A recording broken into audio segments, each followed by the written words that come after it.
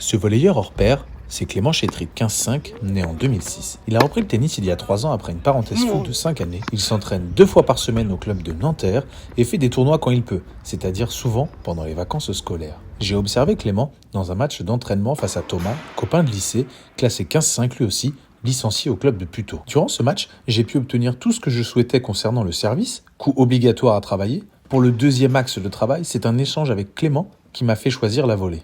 Je vais d'abord vous proposer l'observation et le travail mis en place sur le service, puis en seconde partie, la volée. Clément a remporté ce match 6-4, 6-4, en perdant son service une seule fois dans chaque set, comme le montrent ses statistiques. J'ai donc pu constater que tactiquement, le service de Clément était une arme. Si l'on se fie à ses statistiques, Clément a passé 71% de première balle et a remporté quasiment 70% des points derrière celle-ci. Il a en plus de cela effectué 3 aces, chose rare à son niveau. Tactiquement, sa première balle est donc une réelle arme. Il gagne les points grâce à sa puissance et au placement de ses balles.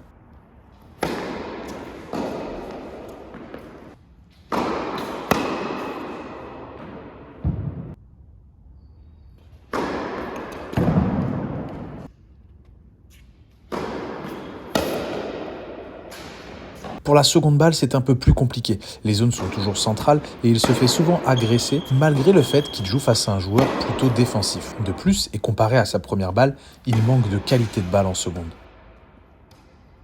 Techniquement, le service de Clément est bon et surtout en première balle. La synchronisation raquette haute avec fléchissement des jambes est au rendez-vous. La position d'armée est bonne avec un coude fléchi dans le prolongement de la ligne épaule-coude avec le poids du corps légèrement sur l'avant. La projection du coude est elle aussi bonne et au moment de l'impact, le corps est bien aligné, ce qui lui permet d'aller chercher la balle très haut. Nous allons maintenant nous concentrer sur les problèmes techniques. Ils ne sont pas si nombreux et s'identifient surtout sur la seconde balle où la réalisation technique est moins bonne. Premièrement, son bras gauche est beaucoup moins bien tenu qu'en première balle et redescend quasiment juste après le lancer. On remarque ici sur ces 3 photos que plus il se rapproche de la frappe, plus son bras gauche descend pour se retrouver beaucoup trop bas au moment de la projection du coude. Justement, la projection de ce coude en deuxième est bien moins haute et profonde qu'en première balle. Autre lacune remarquée, la poussée des jambes en deuxième balle est bien moindre qu'en première. On remarque aussi que par moment, elle n'est pas droite et que donc le corps de Clément est légèrement tordu au moment de l'impact de balle, ce qui a un effet direct sur la hauteur de l'impact de la balle. Tout cela corrélé au léger manque d'explosivité de Clément, la qualité de sa deuxième balle pourrait être bien meilleure. Après cette observation, j'ai dégagé un tableau des capacités pour ce coup. Avec en rouge les éléments tactiques et techniques que nous travaillerons, vous remarquerez que l'accent est mis sur la seconde balle. Après le tableau des capacités, j'ai pu dégager une programmation. La deuxième balle sera notre axe de travail principal avec les points techniques montrés précédemment. Un renforcement de la première balle sera aussi effectué. L'objectif de fin de cycle est le suivant, être capable de gêner avec sa seconde balle. La première séance de travail que je vais vous présenter est la séance sur l'apprentissage du service lifté. Nous avons commencé la séance par 2 petits correctifs sans raquette, je vous laisse écouter. On va imaginer que ça c'est ta raquette. Tu vois, ça c'est ta ligne de ta raquette et en gros ta main elle va devoir venir faire le mouvement de la raquette pour que tu l'imprègnes. Okay, tu tiens bien la main comme ça. Ouais. Voilà. Maintenant tu vas faire ça. Tu dois réussir à la récupérer. Après ce léger travail de sensibilisation qui a duré maximum 5 minutes, nous passons à un autre correctif où j'ai installé un surfilet pour obliger Clément à passer au-dessus et une zone excentrée sur le revers du droitier. Il doit partir avec la raquette haute et en fin de préparation, puis effectuer le mouvement de pronation pour imprégner l'effet kické à la balle. 1, 2, 3. T'as été étonné?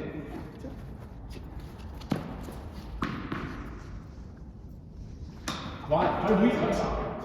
J'ai ensuite fait reculer Clément pour qu'il effectue la même chose mais depuis la ligne de fond de cours cette fois-ci. C'est bien, maintenant essaie de l'exagérer, de faire beaucoup plus haut par rapport au filet. Je dis pas que je t'ai mis de zone, tu vas voir qu'elle va passer. Elle va redescendre, voilà, l'effet c'est fait exprès. Tu peux passer normalement à 2 mètres au-dessus et elle va redescendre. N'hésite pas à la faire vraiment partir. Tac! Elle passe pas assez. limite, toi, tu viens de mettre du poids. Ce que j'aimerais comprendre, c'est que c'est vraiment aussi le fait que la balle, elle revienne. Tu vois, tu dois utiliser la force que la balle a en descendant pour juste la repousser. Mais tu vois, c'est vachement. Tu dois être très relâché au niveau du poignet en haut là. Faut que tu sois bien relâché. Excellent. Exactement. Pour continuer dans la même direction, je lui ai ensuite demandé de rajouter les jambes.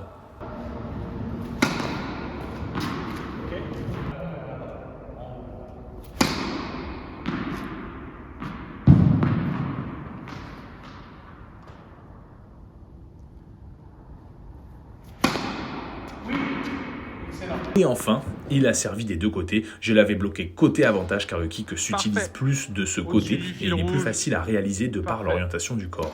Nous sommes ensuite passés à une situation d'opposition en 20 points dans laquelle Clément avait un bonus de 2 points s'il servait dans la zone et ou au-dessus du surfilet.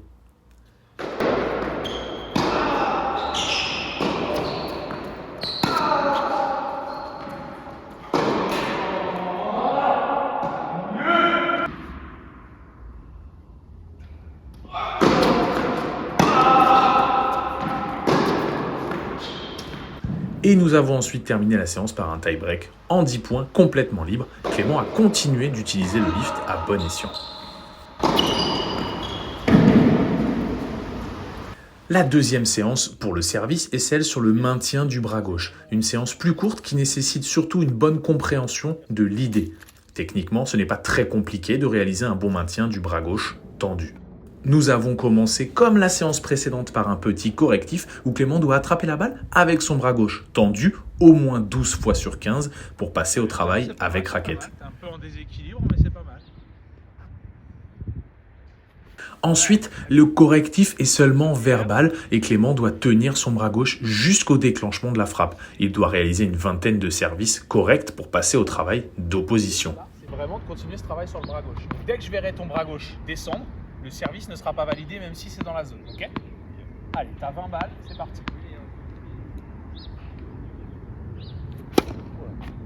Continue de faire la main technique. Voilà, c'est ça. Là c'est mieux, mets de l'effet, mets de la main. Et le bras gauche. Là le bras gauche est très bien. Pour conclure cette séance, on termine avec un tie-break en 20 points à thème avec une seule balle de service pour Clément avec bonification de points.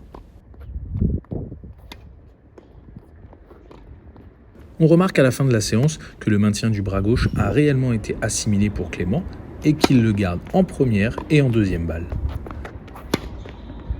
Nous allons passer maintenant au travail sur la volée.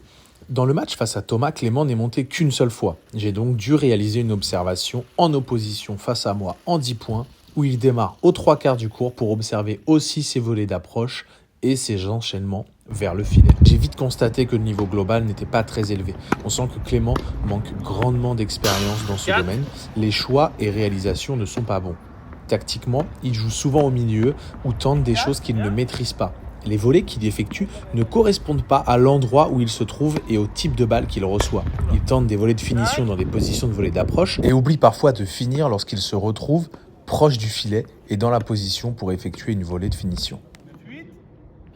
À savoir que la volée proche du filet est celle qu'il maîtrise le mieux. Plus il s'éloigne de ce filet, moins la maîtrise est grande. Pour l'observation technique, première chose flagrante, Clément n'effectue pas de reprise d'appui avant de volleyer. Au moment où la balle sort de ma raquette, il ne se passe rien au niveau des jambes de Clément. Il effectue simplement un léger ralentissement en augmentant la fréquence de ses appuis au moment de ma frappe, mais ce n'est pas une reprise d'appui. Deuxièmement, il est souvent beaucoup trop raide. Il effectue des volées jambes tendues.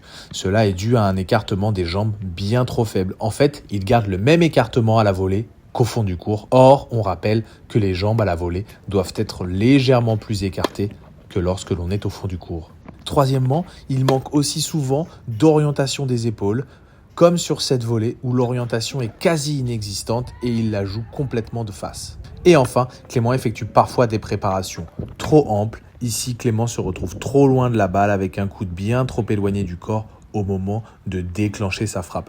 Après cette observation, j'ai donc pu dégager un tableau des capacités où sont répertoriés en vert les éléments que Clément maîtrise à la volée et en rouge ceux que Clément ne maîtrise pas pour les aspects tactiques et techniques. Ce tableau des capacités m'a permis de dégager une programmation dans laquelle je me suis attardé sur l'acquisition des différents types de volées tant il manque de maîtrise globale dans son jeu au filet. Pour cela, j'ai dégagé un objectif de fin de cycle assez global, être capable de gagner le point grâce à son jeu au filet. Nous verrons la volée d'approche, de fixation et de finition durant ce cycle de 5 séances. Comme souvent dans ma méthode pédagogique, les séances peuvent être doublées pour favoriser l'apprentissage. Nous allons donc maintenant passer aux séances de travail. La première séance que je vais vous présenter est celle sur la volée d'approche avec l'écartement de jambes comme point technique. La première situation est une situation au panier où il doit effectuer 2 volées d'approche plus ou moins loin du filet avec un écartement des jambes lui permettant d'être assez fléchi pour réussir ses volées.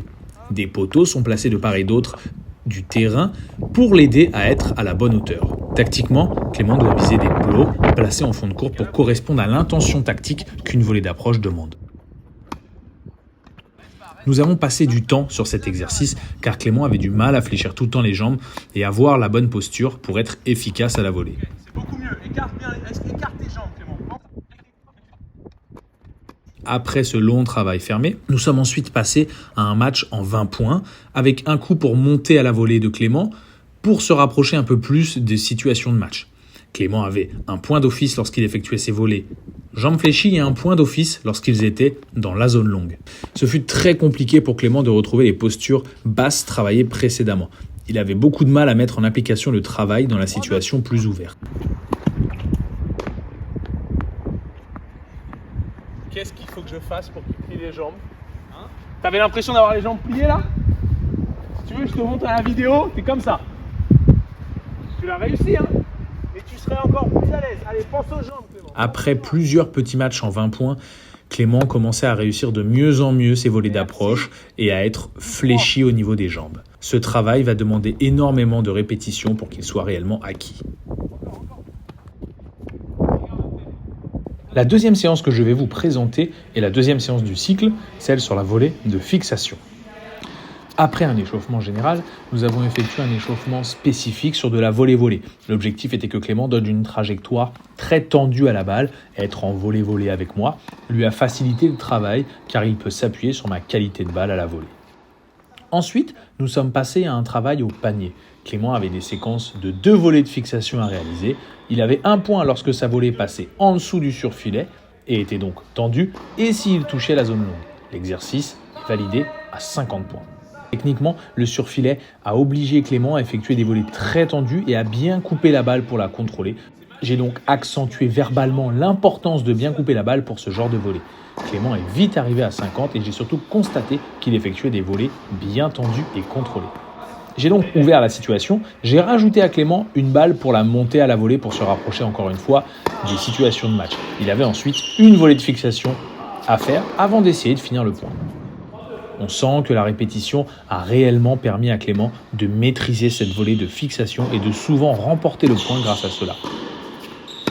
Étant satisfait, je suis enfin passé par une situation complètement ouverte, un match à thème en 20 points où Clément avait des bonifications de points s'il réalisait et remportait le point grâce à des volées de fixation efficaces. Malheureusement, cela a été beaucoup plus compliqué pour Clément lors de la situation ouverte. Il n'arrivait pas à réaliser de volées de fixation où on n'en avait tout simplement pas besoin. Sur les 20 points, il s'est retrouvé seulement 4-5 fois au filet. C'est déjà mieux que lors de son match d'observation, mais cela est encore trop peu.